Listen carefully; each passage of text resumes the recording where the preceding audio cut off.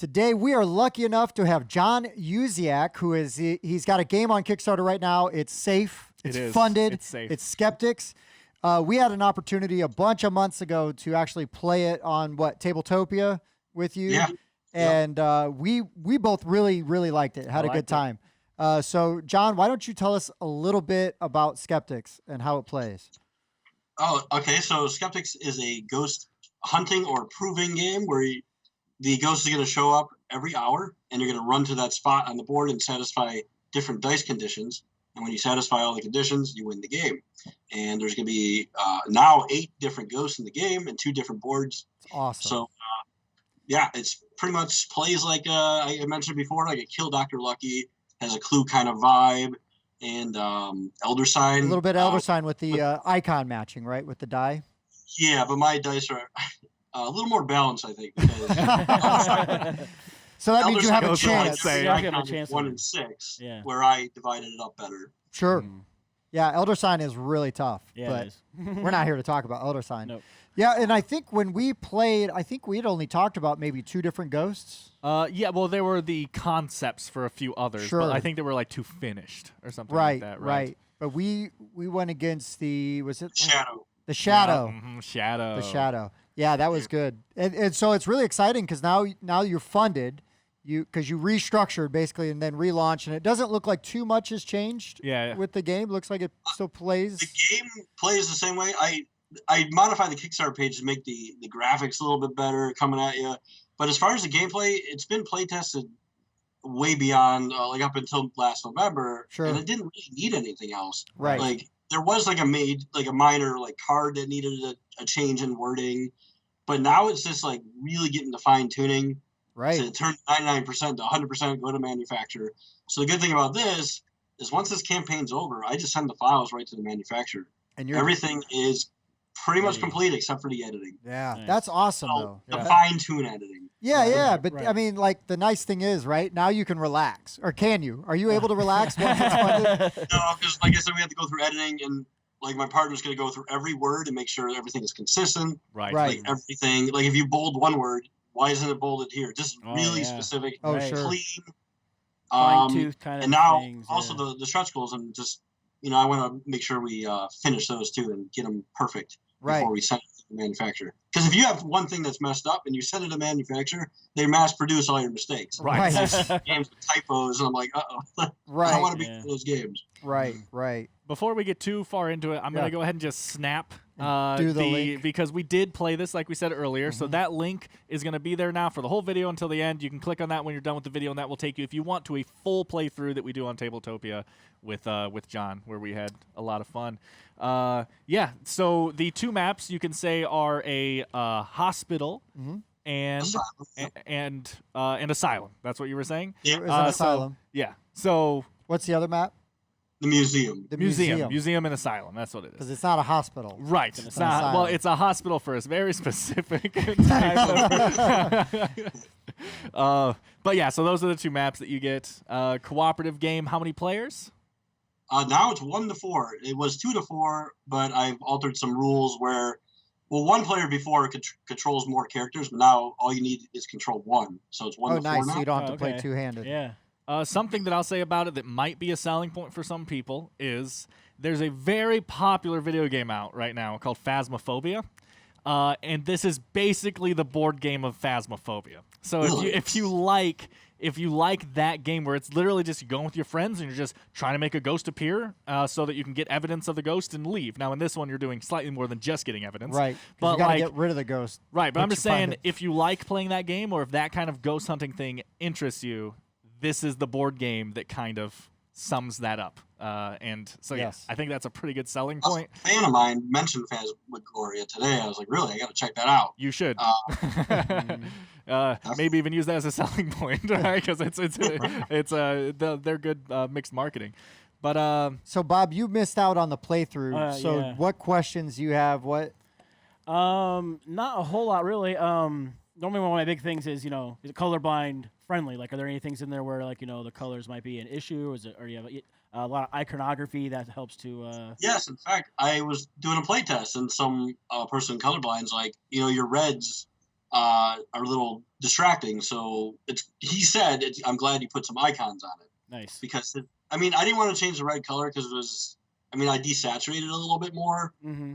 But the icons will help. Okay. And just recently, actually 2 days ago, there was like these icons, they have these numbers on it, like ×2. So I increased the font size like by 2 point, just to make them a little legible for people to read. Okay. So that's see, it's those minor tweaks I'm doing now, like Nice. the little tiny things to make the game visibly better. Right. Cool. And I feel like the games that are heavy with iconography, the learning curve seems to be a little easier, right? Yeah. It's like once when you see this little icon, you can do this. Oh, okay. You know, Yeah. And when we played, I remember being really impressed with how well I thought the iconography worked. And I also really liked how thematic the whole game felt, because when we played in the asylum, and I remember I went into the was it the morgue, and the door closes behind you, so you could kind of get stuck in there if you don't get enough movement to like get out, right? Where the other rooms you kind of can just pop in and out of, no big deal. You open some doors, whatever, but that one always closes behind you, and it's like, how creepy. It was the classic Scooby-Doo jump scare. So that brings me. So I was playing at a convention. Someone he's like, I can feel myself in this game. He's like, all you need is a soundtrack, and I'm like, the first stretch goal, soundtrack. Yeah. So Nice. a lot of people like it. Some people are like, eh. But I'm trying to make something for everybody. Mm-hmm. And that's hard to do, right? So you just do what you can. Yeah. Play a subtle soundtrack while you're playing the game. Yeah. And that's something that Dan does sometimes that I never thought of, but Dan does that. He will sometimes play a game and he's like, hold on, guys. It'll get his phone out and it's like boop, and then it really does add some ambiance to and the some feel. Yeah. But it's not like in your face. It's like drips in the background. Right. And my friend has a really nice solid bass, and I'm going to go through and point out where I want like a moaning ghost way in the distance, or some chains rattling. We have some rats that squeak as you walk by. So just simple things, but not like in your face. Like listen to me. Like. That reminds me a lot of, I used to play a game called Eternal Darkness on GameCube, and there would be subtle things in the background, like you'd just be walking by and then a painting would bleed a little bit, or it's just something real subtle in the background. It's just like, whoa, what the, kind of gives that creepy feeling to it. Yeah, you keep getting this subconscious creep building up over time, just making you feel uneasy. Right. Yeah, that's awesome. The soundtrack sounds good. And if I remember correctly, a talking point is, I believe, don't you actually do your own 3D modeling? And that's like it's the artwork in the game is like your 3D modeling, right? I did a mix of 2D and 3D. Okay, 90% of it was my art. I've had people help me when I was getting falling behind. But yeah, the boards were 3D, and it took me 6 years, and you could see kind of the progression. Like the museum is more up to date, but now I've learned even more like lighting techniques in my programs and just in general. So the next boards I do, they're going to be even better. Right. Because I've learned a lot about lighting in the last. And that's something to be excited about. Is you have these future plans, these things you want to do to add into the game. Like that's always going to keep people. They want to know that their purchase has a future, right? That they're spending this money and it's going to have this life that continues on. And I was drawing yesterday some designs, restructuring some things for future maps. Right on.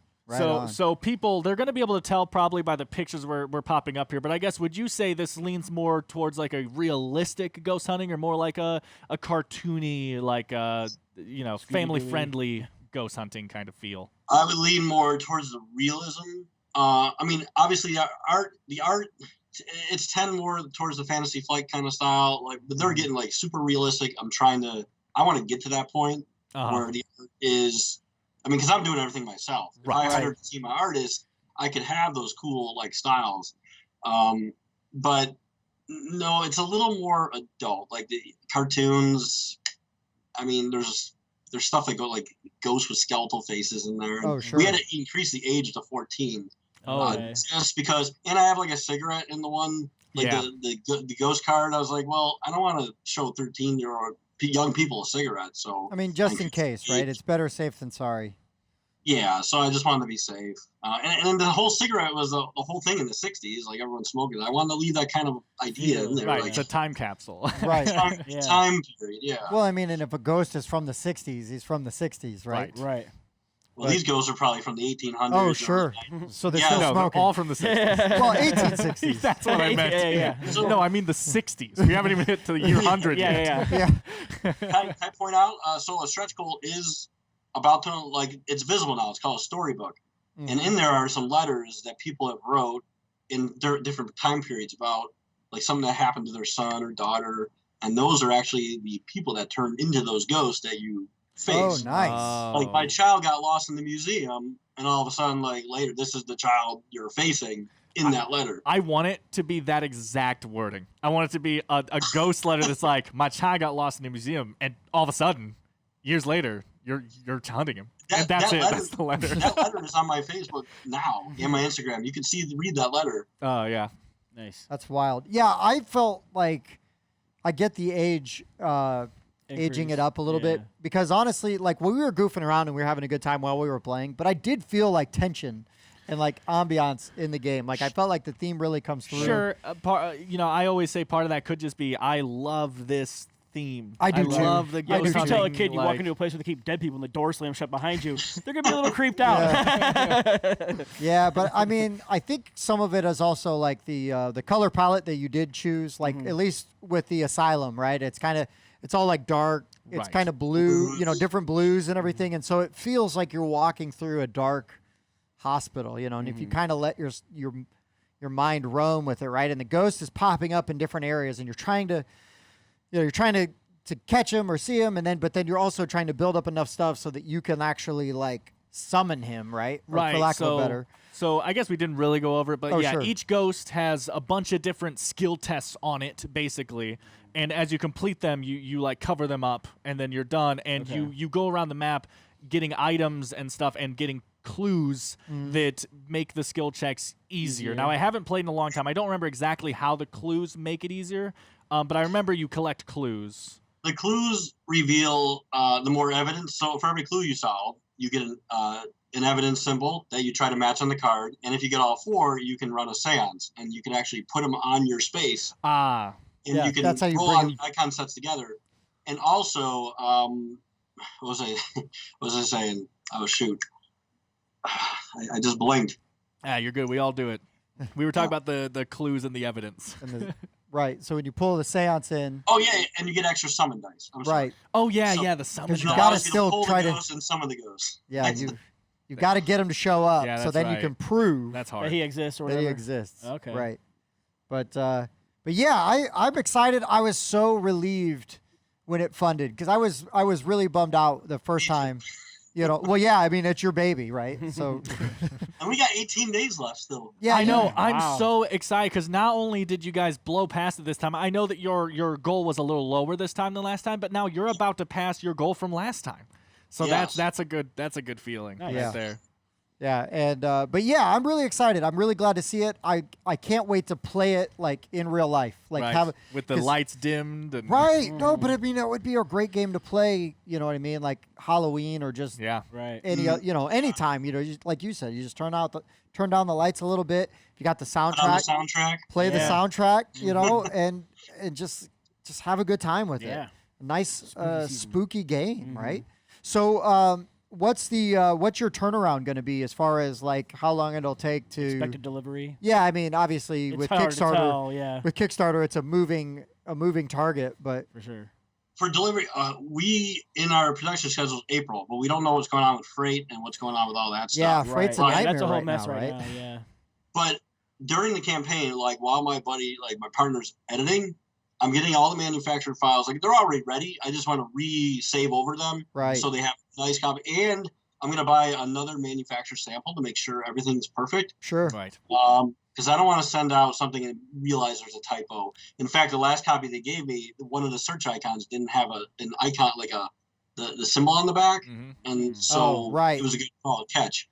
So yeah, I want to get a sample first, Sure. and then I'm gonna say mass produce this thing, ship it out, Right. Nice. yeah. Yeah, that's not bad. Hopefully all the shipping stuff has worked itself out by the time you guys are ready for that, because Right. unfortunately that's like a curveball nobody can really do anything about. you Yeah. know, So But Yeah. I want to get this game to people as fast as possible. I can't control the boat, though. so- Right. Yeah. Right. Yeah. yeah, I mean, there's I mean, all just get kinds your own of boat. But some of these Kickstarters are like, where like 75% of the art is done, and I'm like, no, mine's all done. Oh no, Right. I have at least 3 Kickstarters that I've been waiting on since at least 2018, 2019. And yeah, I mean, because sometimes they don't even start, like, because some of them have miniatures and stuff, so they don't even start the tooling mold, process and yeah. everything until they've funded. Yeah. Right. Because not everybody's CMON where they actually just have everything all fired Ready up to and go. ready to go. Yeah, Anyway, yeah. because it's like, we're going to make this game. Right. They Whether know- they're funds or not, we're gonna they, make some. They know they're going to make this game.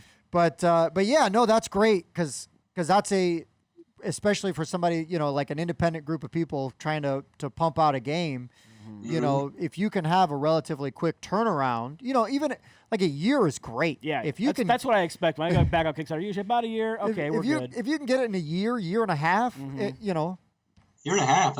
I'm not going to take that long. no, well, I mean, but you guys are, you got your boards, you got a lot of cards, and then you've got your dice, right? I mean, that's pretty much like the main bits, some punch out stuff, right? For Yeah, your with the for clock. for your tokens and your Like I clock. said, I just want to make sure when I send this game that it's the quality that I expect and want everyone to get. So I want my own copy first. Yeah, Right. yeah. Well, you know what? If I wait, and I did. If you wait 2.5 years for a game and you get Love to the play the game. heck out of it, Yeah. who cares, Ends up man? being worth it. Yeah, you get a good game, then you get a good game. And I would rather have a good game that's made well Yeah. and have to wait a little bit, So, For sure. but yeah, man, I'm excited for Skeptics. I'm really happy. Do you have anything else you want to say about it, or anything we missed and didn't talk about that's super important or heavy? Well, my daughters were unlocked today. The twin Oh, ghosts. yeah. They were Hey. unlocked this morning, and I called them up. I was like, "You were just you're live now on Kickstarter." Yeah, that's awesome. That's That's cool. awesome. Now they will live on in infamy. Right? Yeah. Yeah, but I have plans to keep on going. I want to make like a universe, and then branch out to other games. I don't want to be just typecast at Skeptics, but Right. I do want to make a universe for a while, Okay. Sure. and then start branching out to other type like kids games or just anything. Sure, So- sure. Well, hey, step 1 is complete. You have Yeah. funded. Yeah. You have funded a game on Kickstarter, so you're Yeah. 3/4 of the way there. Now you just got to fill it and be done. Ship it, yeah. But the Hopefully campaign people is done. enjoy it as much as you guys have. Well, you know what though? I think they will. I honestly do, because if you can play, and some people are burned out on Cthulhu stuff, right? So Yeah. like Elder Sign, people, we compare it to Elder Sign because it's the dice rolling and you're trying to match the symbols up Icons, with some right. stuff. But I mean, really, people are burned out on that theme. You've got a theme that I don't see a lot of right now in board games. I mean, there's a few very light or fluffy or kind of just around the edges of what you're doing, but like I get burned out on when there's like a glut of Viking games or a glut of zombie games. Zombies. Yeah. You know what I mean? So it's for me, it was kind of exciting because it's like, well, there's not any other game like this. So if you get a game like with this theme, and if you like theme, I think that this will appeal to you. But to get a game with a unique theme and still have some depth and some Right. strategy It's and just got a good atmosphere. a nice That's- hard co-op. I did have one thing, like people were concerned about the replay value of the same board.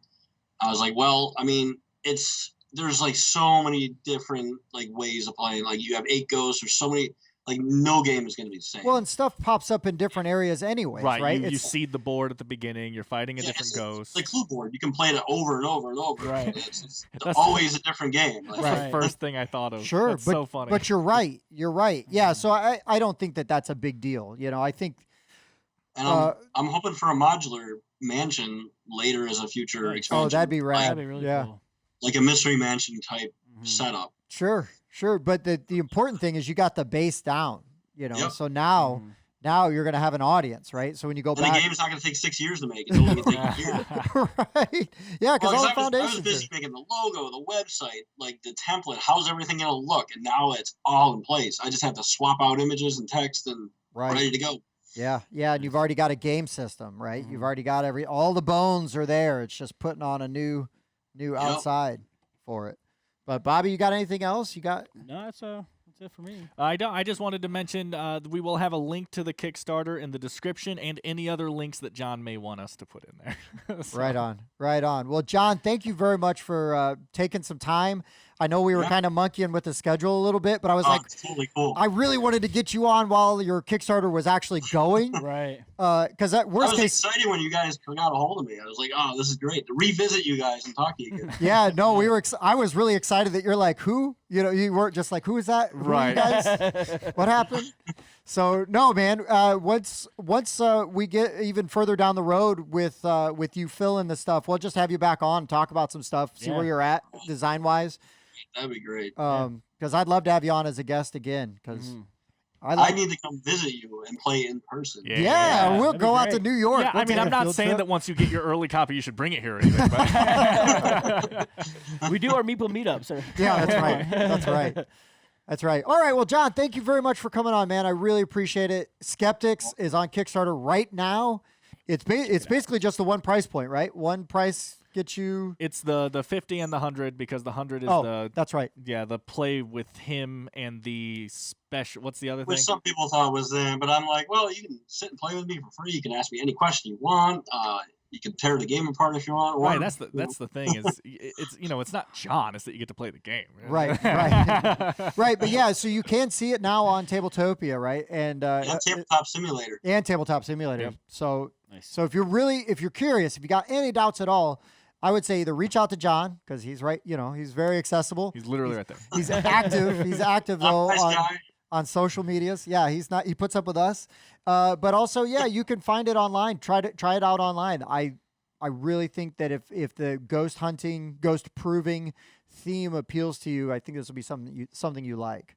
Yep. So, all right, Jon. Well, we're gonna stop taking up all your time, man. But thank you so much for making some time for us tonight. Welcome. All right, Thank man. you. Thank you for having me. No Yep. problem. Thanks. I'm so excited because today we have Runes of Zun designer Aesc Games. I got it. Bam! Nailed it. Anyways, and this is by Gobico Games. Dan, why don't you tell us a little bit about Runes of Zun before we start pressuring Alex for all the information? Sure, yeah, the guy who did design the game. We'll talk a little bit about how the game goes. So this is a card game. Okay, that's enough. Yep. All right, Alex, please tell us, what is Runes of Zun and how did you come up with it? Yeah, well, I will be honest. I'm the current designer, but not the original designer. Cool. So on the box, you'll see Dave Ballmer. Yep. He's the original member of Gobico, and but we're working on a lot of projects, and we're a small team. So right now, I'm in charge of a lot of what happens with the next things coming out for Runes of Zun. Awesome. The original Runes of Zun, though, I could tell you about the original design because I was there. Yeah. A long time ago. So this was, maybe about 20 years ago, maybe a little more. Wow. We were doing kind of rune-based cards. And Okay. we were saying, okay, this rune is like a syllable, and that rune's another syllable, and they have an aspect, like health, damage, Okay. some trait, and we would combine them to make these cute words like Weegen and other fun things like that. And you would make your own spells, and you'd have to say it. And it was this whole huge system. But that was the original inspiration. And then years later, Dave wanted a game to play that wasn't quite as hard as a lot of these deck builders, or especially TCGs like Magic the Gathering, Right. but not quite as, loosey-goosey, easy, simple as some more simple party games, Sure. like Uno Yeah, is right, what right. we use. Yeah. So that's kind of, a game that you could pick up and play, but still have that feeling of battling it out. So when and it coming up was with cool strategies. when it was like word-based runes, was it still everybody just kind of battling each other and trying to knock out? Yeah, I'd say it was still about doing damage and health, but it wasn't. To be honest, I'm not sure how far it made it in the development process back then. Sure. But No, Yeah, that's a and then really it was neat shelved for a idea. long time. But really seems like it would be hard to implement without, like, just being as an independent designer, right? If you're going to, like, pop something out, like, to get people to buy into the wordplay. I mean, I think you could get like a small group of people that would like totally be into it, but then appealing to like a mass. Yeah, some people might not want to say the words. It's got to be a good feeling too to know that Skyrim just straight up plagiarized you. Yeah. That's a good point. Bethesda's in trouble. Yeah. So when you came in then and started helping out, like what was your role as far as like the later design and the new implementation? I'm so good at that. Yeah. So I know it looks very nice. When I came in, you know, a lot of the original Runes of Zun cards that you get with the base game. So attacks, restores, boost, you know, that kind of core mechanic. You know, the reactions too. There were some other iterations of them way back and a couple years ago. So I came in around then, but I didn't have a big role until a little bit later. But back then, it was mostly a game. It just, you know, we need a lot of testing. We need to make sure it was fair. We need to make sure the effects were tuned well enough that they played well. You know, game didn't last too long. The health totals, a lot of these things changed. A lot of the original cards, though, the spirit and most of the effective and all of it, they've been there for a couple of years, the original cards. We added a couple, so I was there for some of the reactions. They were overhauled or just replaced. Yeah. So those changed when I came in. I helped with that because there were some that, you know, felt bad for gameplay, and so we decided to try a few different things. That like there's a lot of halting gameplay, I think, with some older versions. Sure. Or prolonged gameplay, a lot of healing. That the health tier system came up later in development. It is love genius. The health tier system. Yeah, I love it. When we did our review for this game, which I'll snap up there, that was one of my biggest takeaways, is just how, because an issue with the game like this, like you're saying, is it going to overstay its welcome because of that ending team up mechanic and stuff like that. And this system not only stops that from being possible, but it also is a deterrent to the team up mechanic. Because if Bob and I just keep wailing on Tim, then by the time Bob and I are fighting, we're still in the first health tier, you know? So you kind of look at it and you're like, I could kill Tim right now, but if I just do this 1 damage to Bob, he drops an entire health tier, and that is huge. Right. You know, like he can't heal back. Like, yeah, this system, it really does, I think, lift this game up a level. You know? I 100% agree. Yeah. It's great. That's my little rant on the health tier system.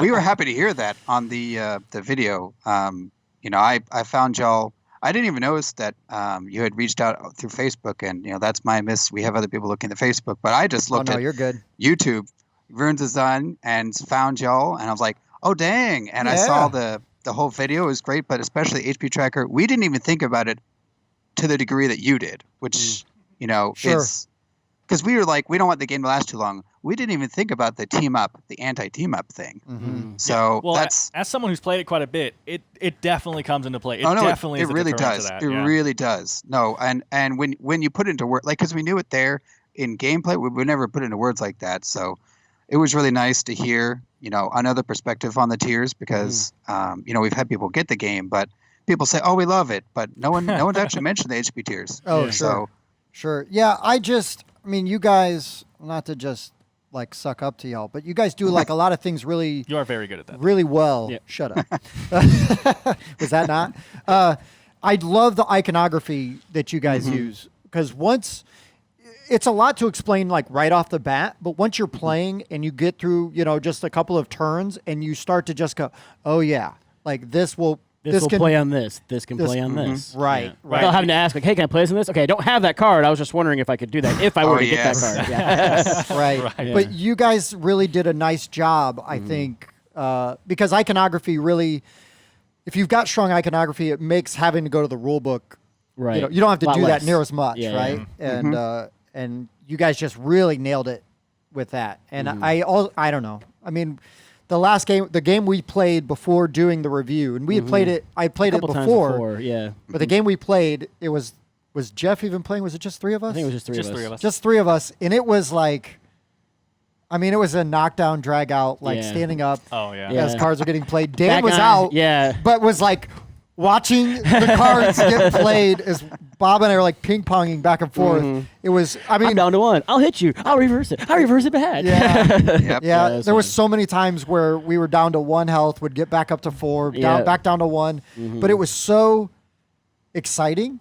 I don't know that that it didn't matter. It was tense. Yeah, and it's still it's not like it went on another half hour. It was really another 5 minutes. Which is the nice thing about those tears again. It's like, oh, Tim could have like gotten back up to like 6 or 7 health if he was able to, but since those tears keep him down there, it keeps from the dragging out at the end like that. Right. Yeah, I just really the game that game specifically, but I felt like the previous games had also kind of had a similar thing where usually the team up aspect of it, right, kind of prevents a runaway leader.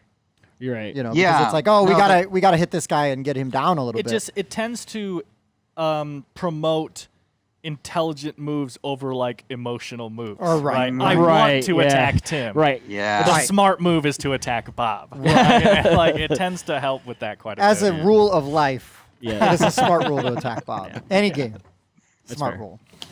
Well, no, I appreciate. Yeah, the design. You know, some of it came from just our size.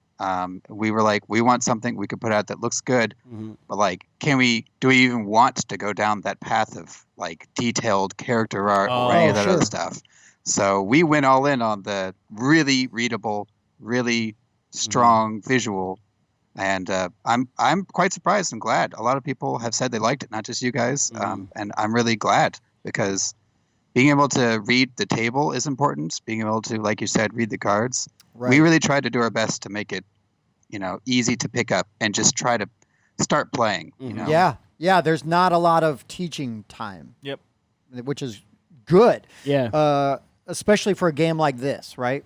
You don't want to spend 30 minutes teaching a game that you will play for maybe 30 minutes. Oh, sure. Right. Yeah. And again, I think you know and I mean this as a compliment, is the simplified design, right? The stark colors, the very clear runes. I mean, the runes are just sort of like on themselves are just like a nice flavor, but then you've got like the icons on the side that can tell you what can be paired with. Yeah, so while they're splayed in your hand, you can read them without having to look at every one individually. Right. The game does a great job of telling you what the card does with the sentence and showing you how you can affect the card on the bottom left. And those are the two most important things you need. Right. So. No, they are. Yeah.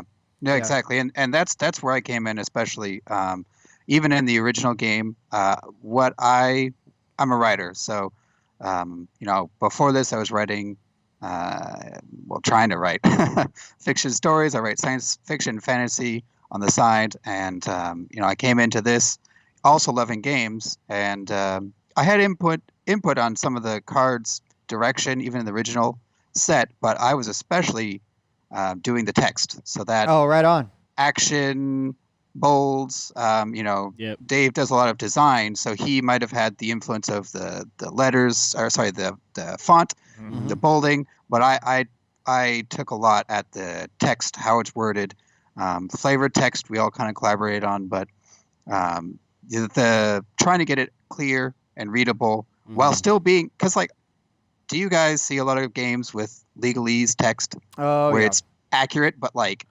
dense and hard to read? Yes. Yeah. Yes. Yeah. Yes. Yes. That was something we were worried about, because I am the type that I want to make sure that players, if they get too clever for themselves, they can't get into bad situations with the cards. Right. But at the same time, you know, we also said we want people to just have fun playing, not doing this the whole time reading a card. Yeah. Right Yeah, because this is a just chuck the cards down on the table, beer and pretzels kind of game. I mean, there's legit strategy. Right. But I mean, my mom is the one that backed it. Yeah. And it's a game I can play with my family, you know, and it's because of the kind of stuff you're saying. My mom doesn't have to put on her bifocals and be like, what does this card mean? You know, she just looks at her hand and she goes, 80? Yeah. But I said she doesn't have to do Oh, okay. But you know, she just looks at the card and she goes, yeah, I'll play this, you know, because it's intuitive. It makes sense. Yeah. So yeah, that's nice. I wanted to, before we go into any talk of future ideas and stuff, because obviously I don't even know what we can talk about. But I have a surprise that no one knows about. It's the new expansion. Woohoo! Oh, nice. The new thing delivered. Now you have nothing. Yeah, you have nothing. We got all thanks. We got all the new stuff in. I didn't open it yet, but it's sitting here, so now we can be like, ooh, what do all these new insanely overpowered cards do? Oh, you went to the overpowered ones first. I see. Well, of course. Is that what those are? So this is my hand. Yeah. Fine, Bob and I'll take this. Yeah. Yeah, divine. Give me more of those red ones. Yeah. Guess the top or bottom deck card type at the end of your turn, then draw it. If wrong, put this card on the bottom of the deck. Okay. So, there's something. Surge, reveal the top 5 cards of the deck, then take each modifier revealed. Return all other card types. Wow, just grab a bunch of modifiers. In any order. And I'm not going to read the last one because spoilers. Spoilers. I don't know. Tim, you can have this card, Tim. Oh, thanks. Oh, no. Defeated. This is terrible. This game sucks, dude. But yeah, we got the expansion in. I'm really excited to try out this Arcane Secrets. I honestly don't know what it adds because my mom backed this without my knowledge and everything. Oh, really? So, Nice. That's a real surprise. So, Thanks. yeah, funny story. Dan, kind of sheepishly brought this in one day, because we all come in here to film, and then he's like, I don't know if you guys would be interested in this, but my mom backed this game. We played it. It's pretty fun. You guys might like it. And we played it a bunch and was like, oh, yeah, it was pretty good. And then it's like, we need to do a review of this. Right. And then we get that out. We keep playing it. Yeah. Well, and then just by luck, right? You see that we, did a review and we reached out. Now here we are, which is why we needed to do a review That's why you tag of it. your YouTube videos intelligently. Right. Fair. But yeah, again though, that's sort of a testament to me of this game and the accessibility of it. And not that your mom's not your mom's not a hardcore gamer, right? I mean, she beat me at Lords of Hellas. Well, Yeah, but who doesn't? Wow. but Okay. but the fact that she found this, Right. and was like, oh, this looks Appealed cool. to her. Yeah. This was the first thing she ever backed. Kickstarter. Wow. No, I heard that, and we all were like, that's. But no, really, that's really awesome to hear because that's the audience we want to go for. We want anyone of any age to be able to play this game. Mm-hmm. Maybe it's not their favorite game, but we want to make sure that. Because some of the other games, they feel too simple. Oh, it's only just for playing with kids together, Right. or they feel really tough, and you're like, oh man, I have to put hundreds of money to get the meta deck, or Right. the other, I just have to learn systems on systems on systems. Yes. Mhm. So Yes. this was one way we were thinking of is those people who love TCGs and having big collections, or even really complicated other board games that come out and say, hey, family, or hey, friends I haven't seen in a while, let's play a game. And then everyone's tortured the whole time. Right. Just trying to figure it out. Right. This was something that those people can come and say, okay, look, I brought this. Right.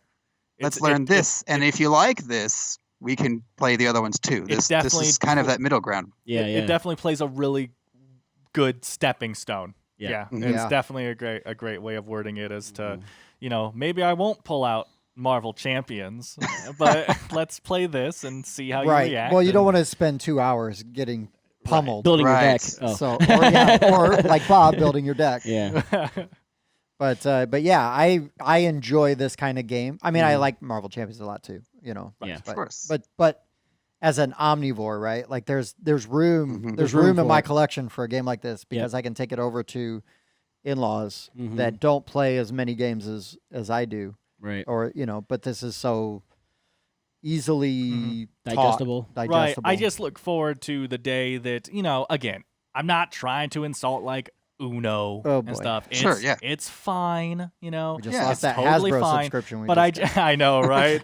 Ching. Yeah. But I look forward to the day though that games like this are sitting next to games like Uno and stuff at big box stores Right. and stuff like that because it's just Here's a better version. it's just so much better. And again, Uno is fine. It's super fun, but take the step to games like this too, because this really does take that kind of game and makes it more of a game, for lack of a better term. Spoiler right? alert, Dan. You didn't read about Runes of Zun Blast, where they've got a card dispenser in the middle that just randomly shoots cards in your face. Like, don't tempt us. I played this high power card. It's right. Yeah. Death by 1,000 cuts. It's just cards shooting at your face. I love it. They're all thematic. Right. You know, we'll run that Kickstarter one day. Yeah. Even if we'll You're set a goal for welcome. 1,000 and ship like 5 people that game. Right. And we'll make Dan back it. Yep. I mean, That's it. yay. You're welcome. So, Alex, what kind of games do you play before we even get into future stuff? Ooh, I just that's a good idea. I like that. meeting other Yeah, gamers that's and be great. like, so what are you into? Yeah, so I was going to say Uno and Magic the Gathering. no. So, okay, Uno I'm actually a Blast. bit of an outlier then, I suppose, in the board game because like Dave and Eric, they have been playing board games, keeping up. They have their own interests in certain genres. But for me, I'm probably more of a digital gamer overall. We got a video gamer right here. So, Hi. So then right now I'll give you some examples of things that I'm just playing right now. So right now I'm playing this random ARPG game I found called Last Epoch, which has been pretty fun. heard of it, but have not looked at It's anything other than It's still in beta, still developing. They had a Kickstarter, I don't know how long ago, but That might be why just we heard of it.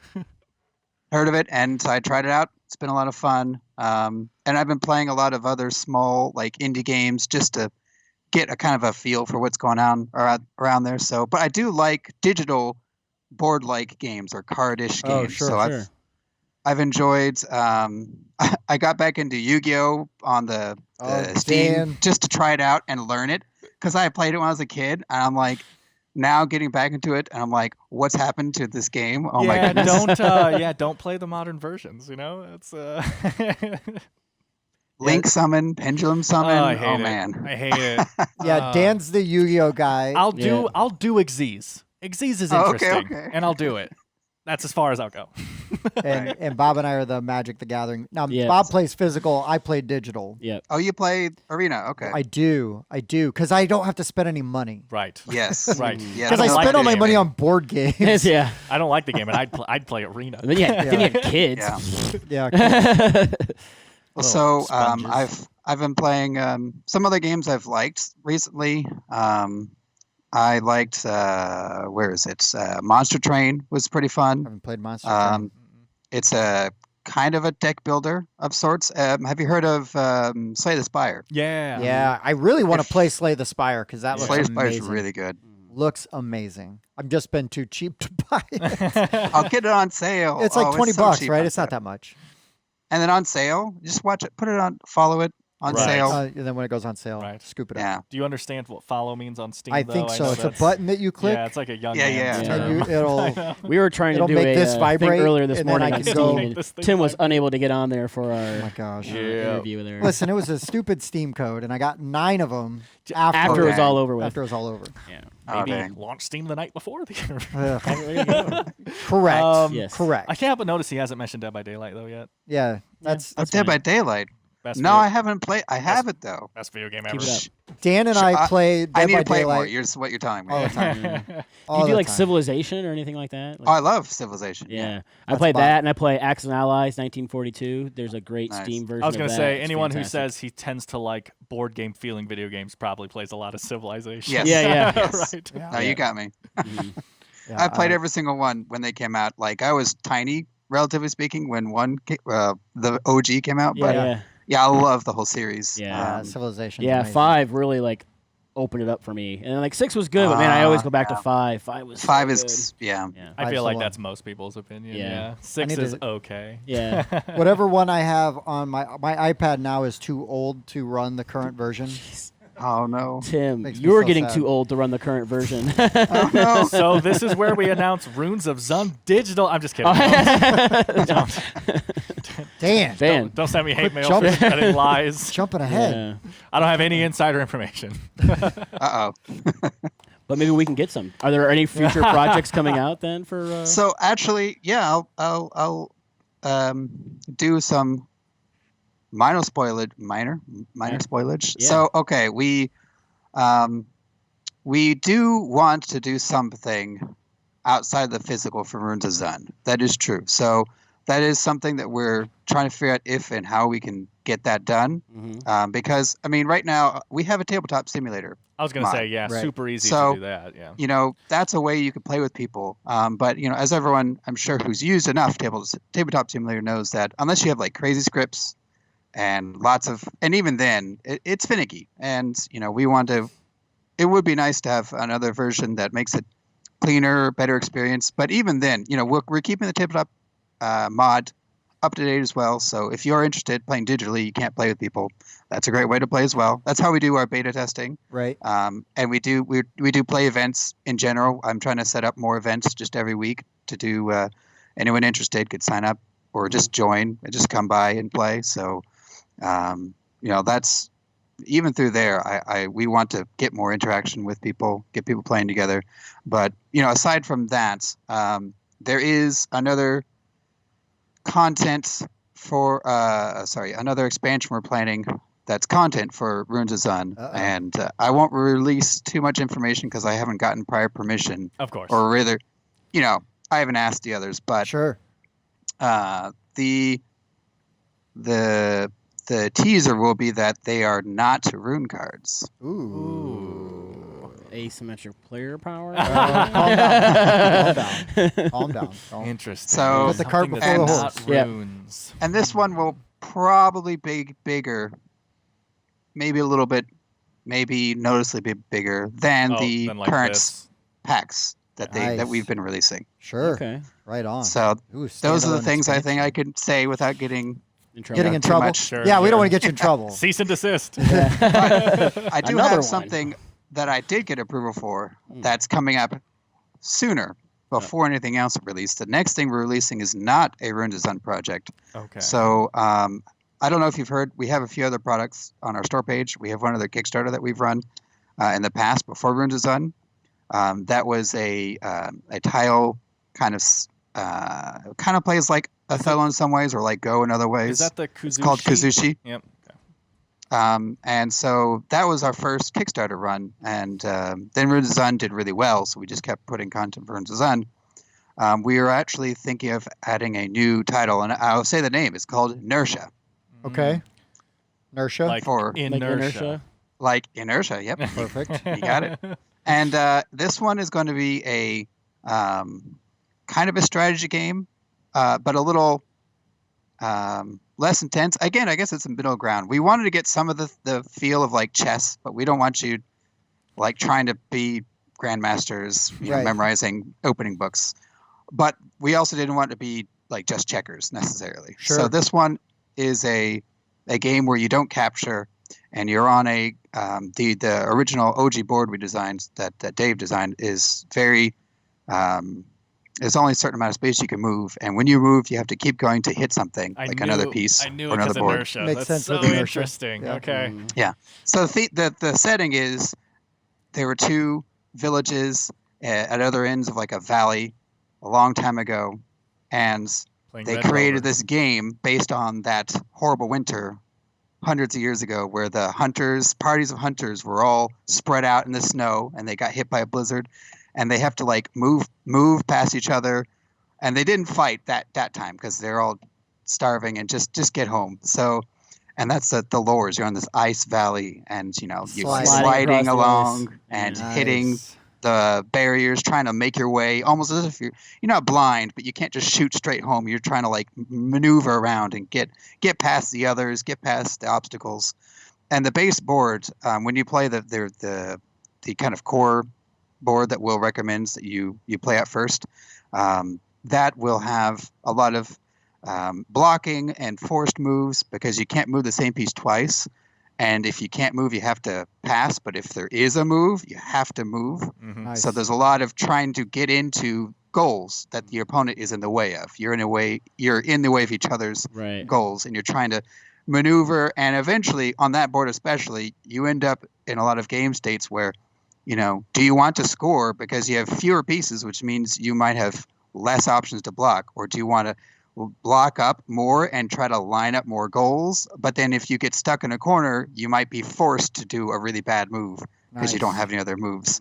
A lot of that kind of playing around, but the fun thing we have about it is when we were playing it, it's hard to even know who's going to win right away. So, and it's usually not punishing either. So we wanted this game. I think we're also going to say we want, all ages to enjoy this. It doesn't need to be a game that you have to think about grand strategy or trying to like plan out. It can be a chill game, but there is depth. Like there are openings. There are ways that you could think about it like that as well. So that's something we're really going to have coming up pretty soon, actually. Right on, Kickstarter. and that's going to go to Kickstarter. So make sure you let us know when the links are. Be happy to share that because that sounds. Yeah, we'll send it to you. Pretty cool. For sure. That sounds really cool. And there's one more thing on that I think everyone hopefully will enjoy. We like upgraded the game by one concept that we came up with just a few months ago. Health tracker. Which was no. Which was it's not a static board. They're tiles, and you can build your board. Nice. Yeah. And that has made the game like it's another level. It's great. That's So awesome. we're really excited. Yeah. That's awesome. Like And I imagine like production wise, that's not too much.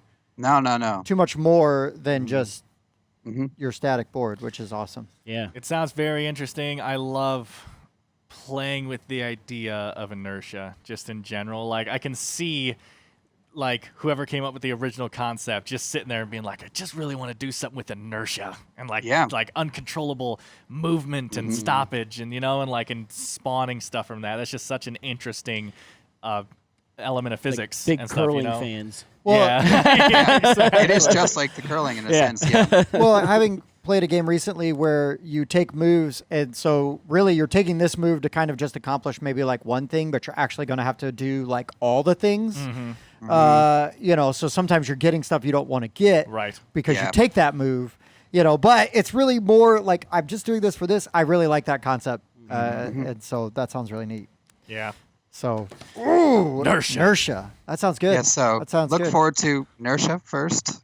That's the next thing that we're going to put out coming up here pretty soon. So we'll let you all know. Nice. Awesome. And then, look for Runes of Zun content. I think we'll have another Kickstarter as well with another content release. And then we're going to be looking at some other, bigger things as well. Yeah, no, that's great because if Runes of Zun has given you guys some legs, right, as a company, right, and you've now got an IP and a game that people seem to be enjoying. I mean, we enjoy it. I really it's a lot to build on. I'm annoyed that I can't remember it right now offhand, but I really like Gobiko's mission statement. The way they phrase their thing, like on BGG, if you go to their page and you read page, and you read their kind of their one sentence sum up of their own company kind of thing, it's just so in line. I can't remember the exact wording, but I liked it a lot. Dan. It's so in line with what he's been saying about the three games he's mentioned here of the easy to learn, like reach these people that are in between these two that don't want Uno and don't want Twilight Chess. Imperium Sure. stuff, right? And the way they worded it, I was like, man, that's a really good statement, and they have done a great job with what embodying that. Seen so far. So yeah, I liked that quite a bit. Cool. Yeah, right on. Yeah. Bob, questions, answers. Yeah, questions. Nope. I think I asked mine already. Did you? Yeah, I think so. I got a question because you're the writer, Yeah. right? So you're a writer. I should, the writer. Do they tap you, or do you like just go? You know what? I'm going to do a whole bunch of lore and backstory for this, because as being like wrote it. Perfect. This is spoiler, not spoiler for ideas we have. Something I would love to do personally would be do anything related to campaigns that put you in the world. Nice. So that's something we would love to do, and if we keep doing well, that's might come sooner than later in some form. Yeah. Right. Because not that we'll ever get anything made, but Dan and I been working off and on like a couple different projects, and a lot of times Dan comes with this really great structure for a game, like some really good ideas, and then not that I'm a writer, but I go in and fill out like a lot of the lore though, right, and come up with the why theme that and is. and just kind of and then we get together and just kind of like it just kind of grows and inflates. And I'm I feel definitely more on the side of the idea, man, right? Where I'm just like, this would be a really cool mechanic, right? And you're like, wow, that's a really cool mechanic. I'm like, okay, go do something with that. Yeah, well, build on it. How do we make it how do you make it a game? And then what's a really good? How do you make it a good theme in a game? Because I do enjoy a good theme in a game. And while this could appear abstract, is not, right? Because the theme is that you are like these rune masters, and you're That's right. You're casting these, and so the theme is like very sneaky because you don't even realize you're on the theme. But if the theme matters to you, it's there. And if you don't care, it's like, oh, I got this nice little card game, and we're just gonna play. I guess. Yeah, I could continue. I was going to say briefly, I could speak for an hour on the lore I've already established. Yes, we'll just have you on for the lore for Inertia when it lore podcast when it launches, because that'd be awesome. Because I love getting into the story and the lore. Because there's games that we have loved that are not IP based, right? And it's like this game feels like it's got so much lore built into it. There's a lot of story here. Like I feel like this is an existing property that we are just walking into where's and the discovering. book series for this? Yeah. So I'm a big fan of that. So that makes me happy to hear that, because I like that kind of stuff. I like theme in games. I don't absolutely need it, but man, when a game is dripping in theme or the theme's really strong, I get pumped up. So I have two questions. Go ahead, please. First, as a writer, and second, as a designer. Okay. So first, as a writer, I just want to hear what you say. What is Zun? Okay. Right? These are the Runes of Zun. So what is Zun in this Sure universe? Thing. Yeah, so Zun is the realm. I don't want to... Well, actually, I could spoil some of the lore because I've written some, and it's there somewhere, rather. You just have to search a little bit. It's on the Kickstarter page, I think. Okay. Might have somewhere on the website. So Zun is a realm, and... that realm is battle scarred. Thousands of years ago, or sometime millennia ago, people maybe don't even know, there was a huge war, way bigger than the scope of people that are living there. And the runes are spells that in the past they were more freely usable. They were magic that was more, sorcery kind of, used by the users, like created then and there. And the runes themselves became a way to use the magic and store it, so you could keep reusing a spell. I had a feeling that's where it's going. That's awesome. Yeah, and the Runes of Zun is called that because right now the people who live in Zun, think medieval era, kind of just your general fantasy kind of at least baseline setting.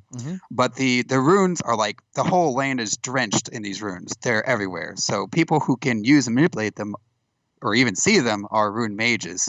And they're not even making their own spells anymore. They're just trying to manipulate what's there in the air. They're just picking up these calcified bits of magic and casting them. Yeah. That's rad. So that's Zun, is the place that realm that this story takes place, right? Where Runes of Zun, where you as a runecaster would be, and the whole place, the whole land that they live in right now would be called Zun, and then and that land is full of these runes. And that's nice. Yep, it's very interesting. Like you said, I'm sure that's written somewhere, but I didn't remember it, so I was very happy to hear that. That depth of it might not have been explained, but it'll come out more, I think, especially as we release more content, because the spoiler of non-rune cards, that'll, if it goes well, help us bring in more aspects, right? And the lore will come naturally. From that. Right. Yeah, I could already see. I'll wait till we're not recording to ask. Fire off. Yeah. So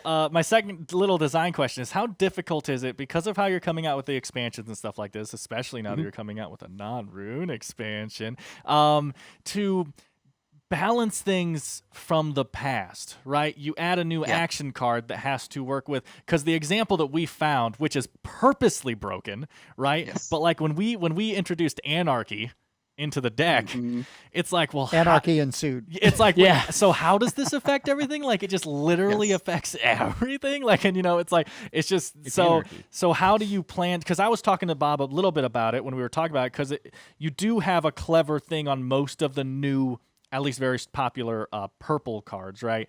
That specifically say, because they don't have this icon didn't exist when the game first came out, it just specifically says on the card, this affects all X cards, or this is only unaffected by X, right? Correct. And so that's kind of the easy way to get around it. And I was just wondering how difficult it's been to have to, how much planning went into it from the beginning, and how much of it is, okay, how do we balance this from the past on our new expansions, That's a great question, and it's very, very relevant. So Anarchy is a good example of something that we planned around from launch, but it wasn't in the original design. So when the original game launched, of course, that was there. It was a promotional card, one of the stretch goals for the first Kickstarter. So that was around from the beginning. And and there were a few others. Decree was also there. So those pink cards, but we imagined those as being rule breaker, game breaking cards that you could just throw in for fun. Right. But people love them so much that we just ended up making more and just saying, it kind of belongs. Everyone's going to put them in the game. So that was one design. I wouldn't say hiccup, but it was something that we didn't expect that they would be played as much and people were wanting to use them that much. So that changed how we had to look at their power levels, because we initially wanted them to be super broken, and Anarchy is broken. Well, it is and isn't broken. I mean, it's very powerful, but it's chaos really, because it's not like one player gets a huge amount of advantage necessarily. Everybody is there, right? And so that's one design philosophy we have is, I think no matter what we do, we at least try to not go too far in letting any cards, like we don't want power creep really. If we can help it, it's going to exist, but we don't want it to be extreme for sure. So that's one design philosophy we have. And then when it comes to backwards compatibility, so that's one thing we look at. Are we like exceeding the power level of the original cards? But I'd say even bigger, in looking at the old cards to the new cards, some of it wasn't planned. And, as we've had expansions, that's where I've come in as a designer. Like I've had more and more influence each expansion. Sure. So like Arcane Secrets, I mean, that's public information. If you want, has it been opened? No, it hasn't been opened yet because I can't open it. So only because your mom, or you'll just because see, you can't work the thing? Yeah. You'll see a kind of theming, and I think that's what we're going to go for in general, especially with Arcane Secrets.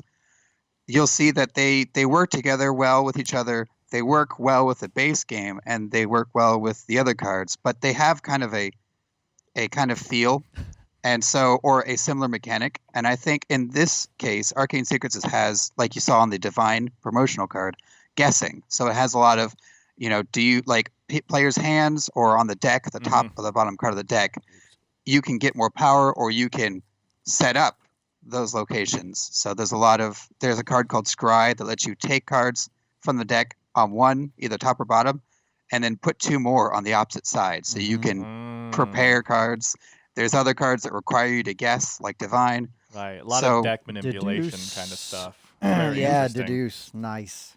Torment. So there's I think that's one we have, which is, okay, we want to create future expansions that, don't nullify the old cards, but have, and in this case, maybe a new mechanic or a few new mechanics that feel interesting and aren't too tough. And when it comes to game balance or difficulty, we like mixing, so like modifiers going onto old cards and the type of thing, that is, something we didn't, like we knew could happen and we expected, but we didn't know how much content we would add.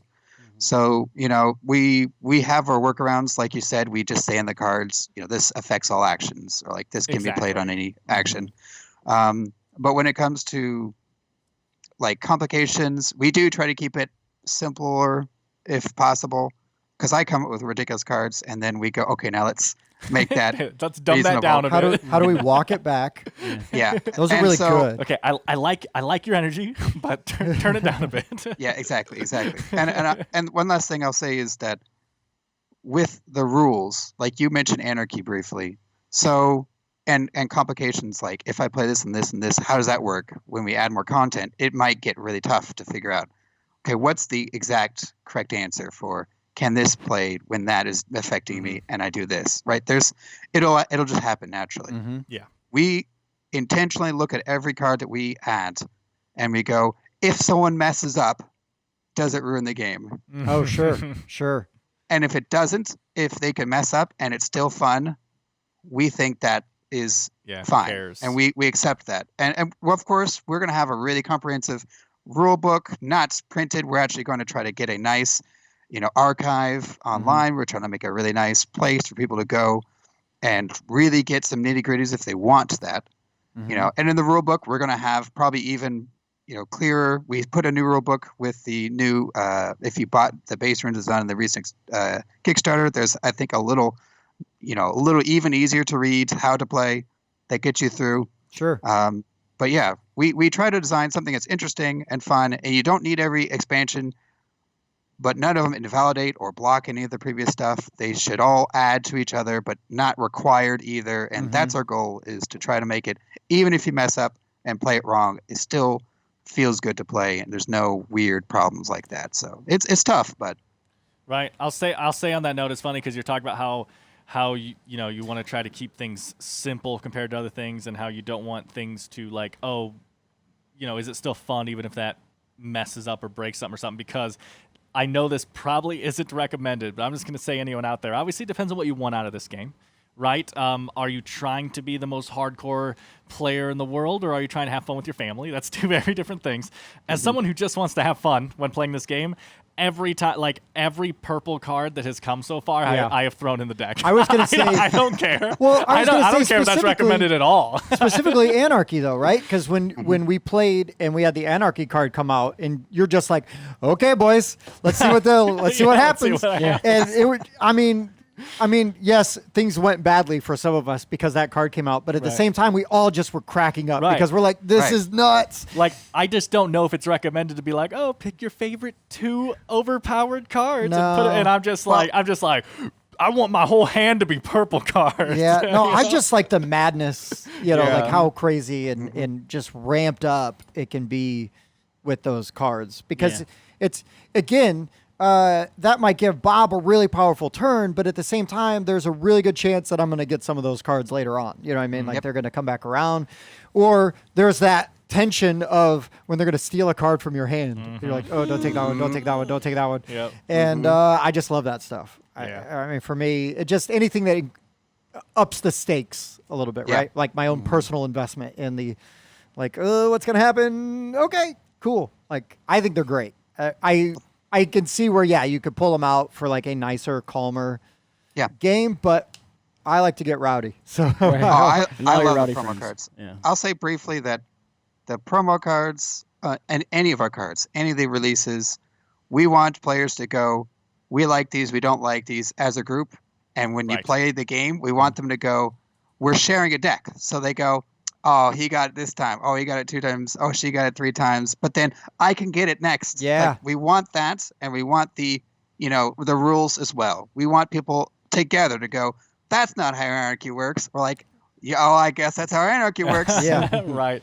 Yeah. As a group, that's what we really want. I'm looking forward to playing, especially with the way you've explained it, playing these promo cards again. This isn't even close to all of them here, but playing these promo cards here with all the new scry abilities and deck manipulation abilities. Dude, I've been looking at very these, interesting. And I wish I had time right now to play, because it's like, oh, this is gonna get so much crazier. And but that's just a testament to how much fun this game really is. Thanks, Mom. Yeah. Thank you. Yes. Yeah, that's awesome. You guys have anything I'm else good. for I Alex? asked my great questions. You did. You did. They were good. Yeah. You did. Yeah, Did you? you? Was that on camera? Was I here? Was I here Yeah, when I didn't you say were? like I was here. Well, Okay, I mean, just great checking. questions. Just checking. Well, this has been awesome, Alex. Thank you for coming on and getting into some of this with us, because like our review, we were fans. Just by sheer luck, we discovered it because your mom backed it. So now we will try to not let other people miss out, because we will just go to the mountains and Spread awareness. and yell. Well, we're still very passionate about this game. Even if it seems like, with the recent times, it's been tough for a lot of companies, I'm sure. Sure. We really want this to keep going out there, and there's so many things we want to do with it. So yeah, and not even on just being like, we only want Zun games, right? Like I would just, Dan and Bob and I, we are kind of big on like, we really like this company, right? Like, like they put out stuff we like, or we know people from this company. We've talked to people, and then it's like, well, help out. CMON doesn't need all the money, right? I mean, you got to help out the smaller. Right.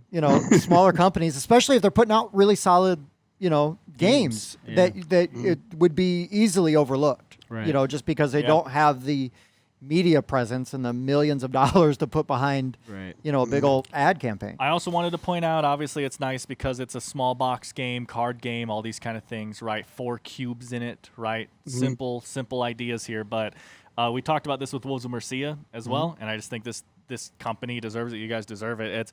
I have been blown away on your guys' shipping time. Like, I mean, seriously, like it's like when my mom backed the second expansion or whatever, like that's all she said was that she backed it. I didn't know when anything else, but I mean, it felt like she got it like 2 weeks later or something. Like I don't understand. And the base game was like that.